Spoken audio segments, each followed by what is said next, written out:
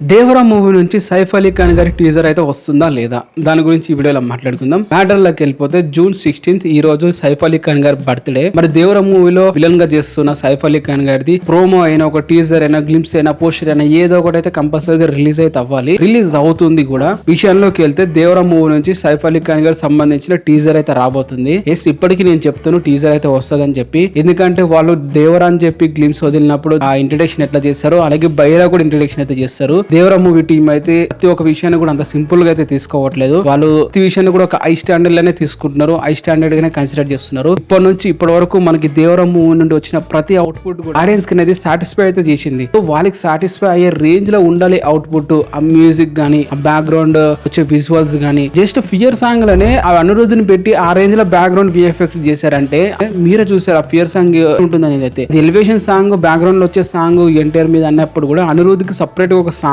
లాగా అయితే కొన్ని ఎలివేషన్ సీన్స్ ఒక విఎఫ్ఎక్స్ చేసి మరి ఒక హై రేంజ్ లో అవుట్పుట్ అయితే ఇవ్వడం జరిగింది. అందరిని సాటిస్ఫై చేస్తారు. ఆ విధంగా అందరికి సాటిస్ఫై రేంజ్ లో బైరా టీజర్ కూడా రాబోతుంది. దేవరా మూవీలో నటిస్తున్న సైఫ్ అలీ ఖాన్ క్యారెక్టర్ పేరు బైరా టీజర్ కూడా వస్తుంది, రావాలి కూడా. టీజర్ రాకపోయినా కానీ పోస్టర్ అయినా వస్తుంది, కానీ టీజర్ వస్తుంది అని చెప్పేది గట్టిగా నమ్ముతున్నాను నేను. మరి చూడాలి, వారు మాక్సిమం నాకు తెలిసి 9 వచ్చేలాగా లేకుంటే 5-4 కైనా చూడాలి.